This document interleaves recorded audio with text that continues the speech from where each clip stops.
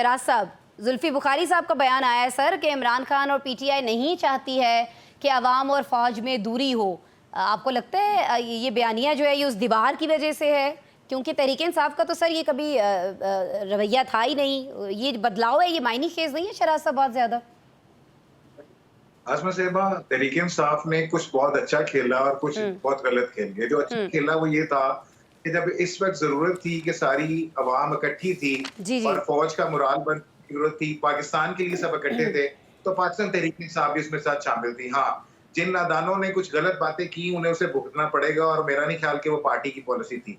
तो ये एक वो जेस्चर किया गया और इसकी वजह से हमारी फौज का मुराल कहाँ पे गया, क्योंकि इस मौके पे सारे इकट्ठे थे। तो जुल्फी बुखारी के इस बयान की बहुत ज्यादा अहमियत है।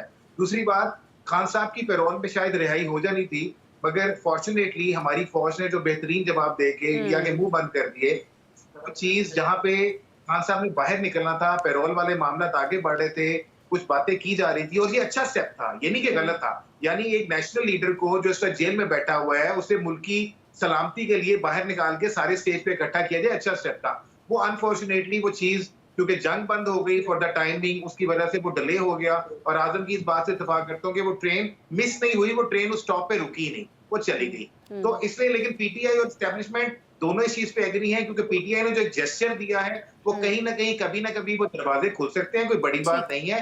वेरी करता है कि सिचुएशन क्या बनती है, क्या सूरत होगी, मगर जो कुछ नहीं था उसके बदले में जो कुछ हो रहा है वो है। मगर खान साहब की बाहर निकलने की कोई मुझे राह नजर नहीं आ रही। मेरा नहीं ख्याल कि जब तक कोई मेजर मामला नहीं होता, उन्हें खान साहब की जरूरत नहीं पड़ती, उस वक्त तक खान साहब को जेल से नहीं निकाला जाएगा, ठीक हो गया, ना ही ठीक हो पैरोल गया। दिया जाएगा। शराज साहब, सर आप मुझे बताइएगा, ये चीन की मेज़बानी में अब जो एक अहम मीटिंग होने जा रही है, ज़ाहिर है पाकिस्तान को भी इनवाइट किया गया है, अफगानिस्तान के वज़ीर ख़ारिजा भी आ रहे हैं, तो आपको लगता है कि काबुल और इस्लामाबाद के दरमियान ये जो एक सर्दमहरी पाई जाती है, ये कहीं ना कहीं इस मीटिंग के बाद मामलात जो हैं वो बेहतर हो रहे होंगे दोनों के दरमियान? शराज साहब, आसमा साहब, बिल्कुल चीन हमेशा से पाकिस्तान का बहुत बड़ा खैरखा है और रिसेंट एग्जांपल्स भी हमने देखी। और ये जो दोनों मुल्कों के वज़ीर ख़ारिजा की मीटिंग यहाँ पे होगी, इसका हमें बहुत बड़े बेनिफिशियल हम होंगे, क्योंकि चीन ने कहीं ना कहीं चीज को रियलाइज किया है कि जो दिल्ली और काबुल के दरमियान में कुर्बतें बढ़ रही हैं उसका नुकसान ना सिर्फ पाकिस्तान को होगा बल्कि चीन को भी होगा। अनफॉर्चुनेटली थोड़ा सा बैकग्राउंड एलैबोरेट करता चलूं कि हमारी जो मुख्तलिफ अदवार में हुकूमतें आई अफगानिस्तान को डील करने के लिए जो सिफारतकारी थी वो एक पर्टिकुलर लाइन पे नहीं रही, कभी अप्स एंड डाउन रहे।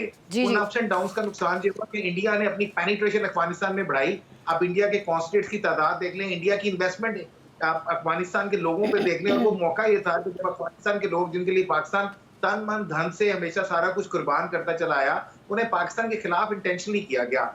इस वक्त हमें जरूरत इस अमर की है कि हम फौरी तौर पे पीपल टू पीपल जो कोऑर्डिनेशन है अफगानिस्तान के लोगों के साथ वो बढ़ाए। इट्स नॉट अबाउट केपी के versus Afghanistan, the whole Pakistan versus Afghanistan, और वहां पे ये चीजें हमारे लिए बेनिफिशियल हो सकती है। दूसरा, चाइना वाला ये बेहतरीन एक मौका है कि जो हमारे जो गिले शिकवे इस वक्त पेनिट्रेट कर रहे हैं जी जी। और जो अफगानिस्तान का जो जो इंडिया की तरफ टिल्ट ज्यादा होता जा रहा है, हम उसको काउंटर करें। और चीन उसमें बहुत बेहतर और बड़ा पॉजिटिव रोल प्ले कर सकता है, क्योंकि चीन is investing into Afghanistan as well, हाँ। और अफगानिस्तान को चीन के उस इन्वेस्टमेंट की जरूरत है जो जो बड़े अफगानिस्तान के बेहतर मुआशी इस्तेकाम के लिए जरूरी है। और पाकिस्तान को भी अफगानिस्तान का मुआशी इस्तेकाम चाहिए, क्योंकि अगर अफगानिस्तान स्टेबल होगा ठीक हो गया तो सर। कहीं ना कहीं पाकिस्तान स्टेबल होगा, क्योंकि अफगानिस्तान की माइनस इकोनॉमी पाकिस्तान को बर्दाश्त करनी पड़ती है। तो इस सारे सिनेरियो में ये एक बहुत बड़ा मेजर स्टेप है कि जो वज़ीर ख़ारिजा की कॉन्फ्रेंस चाइना में मुलाकात होगी वो पाकिस्तान के लिए बहुत बड़ा बेनिफिशियल हो सकता है। ये शराज असनाद साहब, हमारी ओपोजिशन सिफारतकार क्यों नहीं हो सकती? क्यों हमारा जो वक्त जा रहा है उसमें ओपोजिशन को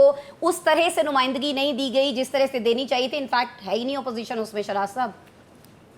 एग्जैक्टली जी, thank you very much Asma साहिबा। आजम साहब की दिल की ख्वाहिशें तो बहुत ज्यादा हैं और आपने कुछ पॉइंट आउट भी कर दी, लेकिन बहरहाल वो हर ख्वाहिश उनकी पूरी नहीं हो सकती, मगर उनकी सजेशंस अच्छी हैं।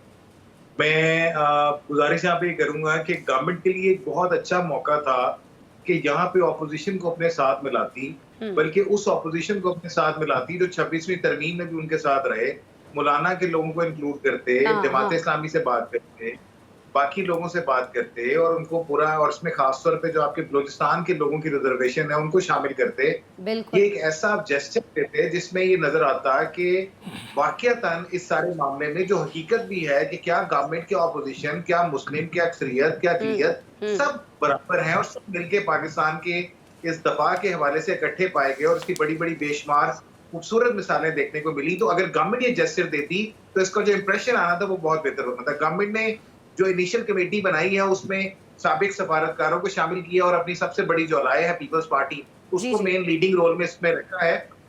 जो वदूद साहब की बात है, डेफिनेटली सफारत खाने बड़ा रोल प्ले करते हैं और वो वहां पे मौजूद हैं, मगर बात सफारत खानों के हवाले से नहीं।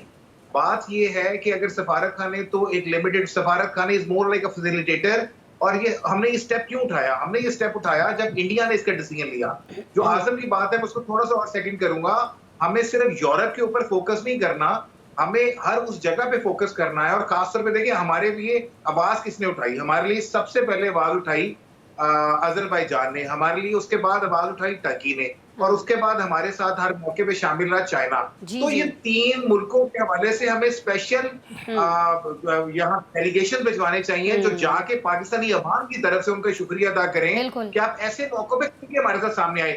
35 से ठीक हो गया। 36 ममालिक इंडिया के साथ खड़े थे बिफोर दैट एस्केलेशन, और जिस वक्त पाकिस्तान ने मुंह तोड़ जवाब दिया और इंडिया को शिकस्त फाश हुई, तो कोई एक मुल्क भी आपको इंडिया की हमायत पे सामने खड़ा नजर नहीं आया। सही हो किसी गया, एक सही हो मुल्क गया ने भी शराज इंडिया की साहब, हमायत में शराज साहब, स्टेटमेंट ये की। ये ये आपका नुक्ता बड़ा अहम है।